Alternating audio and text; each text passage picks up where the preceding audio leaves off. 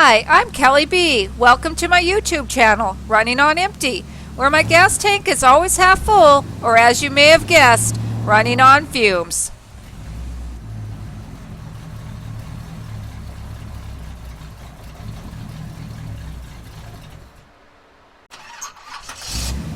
Please sit back, relax, and enjoy the journey. Everyone is family here. Please subscribe, like, and share.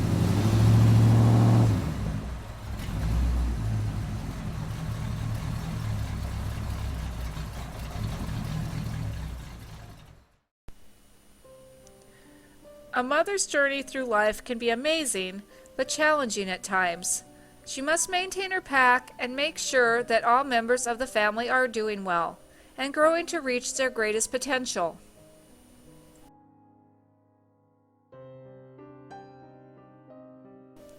But what happens when this journey takes a twist into darkness?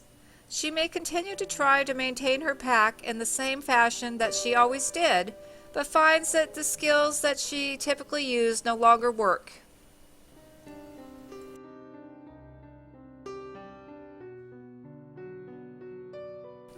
A mother loves to keep her pups close to her because it is the easiest way to keep them safe from all the dangers that life presents. This becomes extremely difficult when they become adults. They search to find their own paths. Parents and children don't always see eye to eye. One major event can change the path that they are on forever. At first, it may not look like it will change everything, but several little events turn into that life-changing event. A mother's worst nightmare is to get a phone call that something has happened to one of her kids. On that dreadful night, the phone rang at 3 in the morning. The landline never rang because it was never used anymore. In fact, it was sat on a long-forgotten shelf silently. The silence of the night was shattered by that ring. When it was finally answered by my groggy son, he was told that his oldest brother had been in a near-fatal accident. He shook me awake and told me that we must go to the hospital. I don't remember the trip to the hospital that night. I have no idea which street we took. It seems that we suddenly were just standing in the ER by the big double doorway of the emergency room that my son was in. I could see him on the hospital bed in the back corner of the room. I was afraid to go in.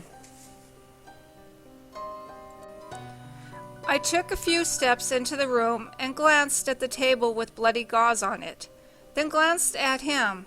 His head was covered in blood and stitches. I don't remember how many stitches that were in his head. It was a very long time ago, but it was over 100. I felt my legs quit supporting me. The room seemed to be swaying, and I was ready to vomit. I turned to run for the doors behind me. My son steadied me and took my hand. I glanced over in the other corner, and there was a nurse looking at a computer screen that was glowing brightly in the dimly lit room. It was an image of a skull. I assumed that it was my son's. I asked her if he was going to be all right, and she turned around and said the most shocking words that I have ever heard come out of someone's mouth. She said that he was good to go home. I looked back at him and realized that his arm was also in a sling and he was still covered in blood. I responded to her by asking how could this be.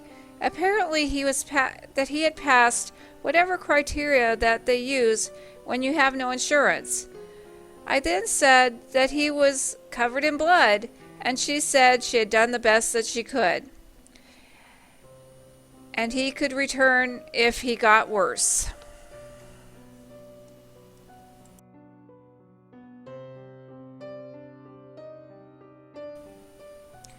My son told me that it would be all right. He went over to the bed and helped his older brother out of the bed. His clothes were destroyed from the accident, so he was going home in the blue plastic hospital jumpsuit. The nurse brought a wheelchair to help him to the exit. He was extremely weak and pallid. Blood was dripping from the stitches on his face. The nurse handed me a prescription for the pain. On the way to the pharmacy, my son described the accident to us. He was on the freeway heading home and realized that he almost missed the exit for the connecting freeway. He overcorrected the car and drove straight into the barrier between the freeways. The police called this the decision maker. He had put his head through the windshield because his seatbelt had failed on the Dodge Charger. He was trapped in the car as it began to burn. Luckily for him, the Earth Angels were hard at work.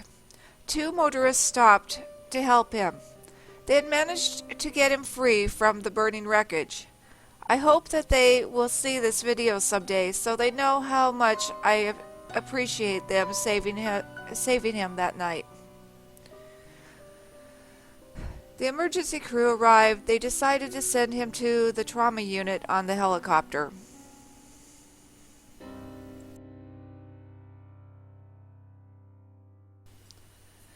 We drove to an all-night pharmacy. It felt like we were trapped in a time warp. Time had stopped.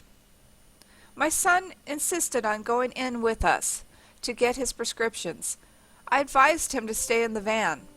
When we walked in the door, we were greeted by a security guard, which took a good look at my son. He started to say something and stopped. I'm sure he wanted to ask a lot of questions. Although my son was treated and released from the hospital that night, this snapshot in time was the moment that I pinpointed as the time that he began to spiral into darkness. At some point, he had told me that he had died during the accident and someone else had returned. This statement chilled me to the bone. The changes in his personality were very subtle at first. The symptoms started with headaches, irritability, and sudden bursts of anger that seemed to come from nowhere. He began to think that his family was out to get him. Honestly, we were just trying to help him. These words will be uttered for years, for many different situations. Our ability to reach him slips further away as time marched on. The change begins to alienate him from his pack. The crushing loneliness sets in for him.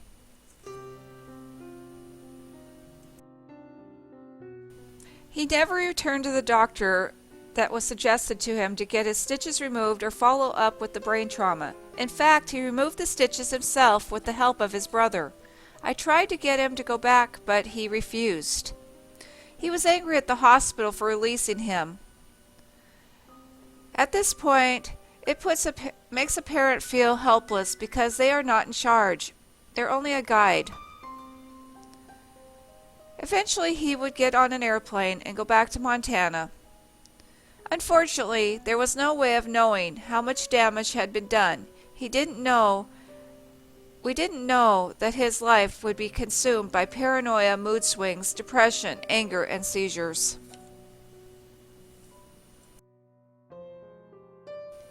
Eventually, he would receive sporadic treatment and gain one diagnosis or label after another. He would take medications at times or self-medicate to try to treat his symptoms on his own at other times. As he spiraled into darkness, I could feel a little piece of my heart break away.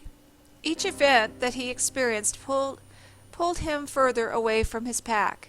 This happened slowly at first, but accelerated as time went on. Knowing how important belonging has always meant to him just makes the pain more crushing. The family has continued to try to pull him back into the pack over and over again, but his overwhelming behavior continues to get in the way of him successfully staying within his pack.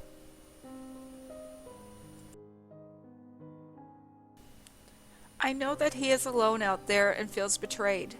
There is no way that he can comprehend how much he is loved, and that this battle that he fights alone is killing me. I catch myself saying, only if I did this or that, things would be different. But the thing is that I have to remind myself is that he is an independent individual responsible for decisions that he makes.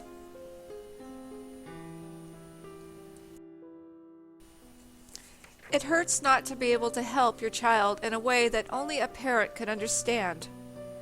There are so many sleepless nights, tossing and turning, trying to come up with another plan. The one thing that he doesn't understand is that I feel as alone as he does. This journey into darkness has only just begun. I hope that you will return to my next video to continue on this path with me. Thank you for watching. Please subscribe, like, and share. Much love to all of you.